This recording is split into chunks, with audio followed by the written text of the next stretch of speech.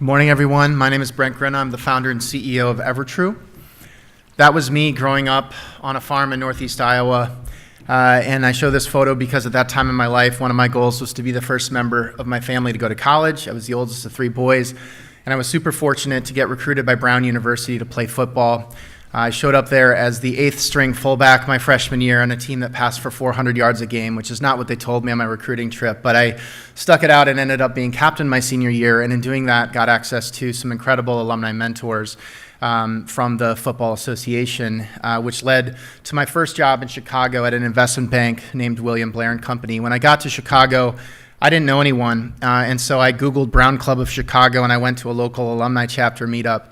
And I left that meetup the young alumni coordinator of the Brown Club of Chicago and started recruiting people and engaging with the community, which led to my second job at Madison Dearborn Partners. And from there, I applied to business school at Harvard, where I started in the fall of 2008. And it was time of reflection where I was thinking about being on a farm in Iowa, just wanting to go to college, and then having all of these amazing opportunities emerge, largely thanks to the strength of my network from Brown.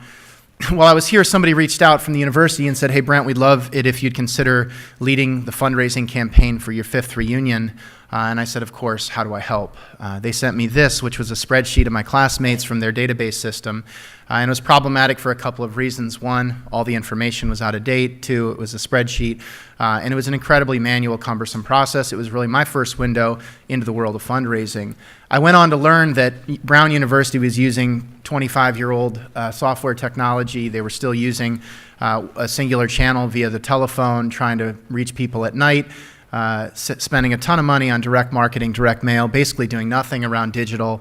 And then if they did get you to the point where you might consider making a gift, they would essentially ask you to fill out your life story before they accepted your credit card, which was the opposite of any modern e-commerce experience. And so, meanwhile, we were seeing the way that platforms like Zillow were building on top of these legacy database systems, making information easy to access, you name it. Most recent example, I've got a couple of kids. We get these write-ups from daycare every day of if they slept and if they ate and all that kind of thing. And we recently started getting even diaper changes via push notification, which just seemed like a radical disconnect that this was what was happening in a daycare diaper changing context.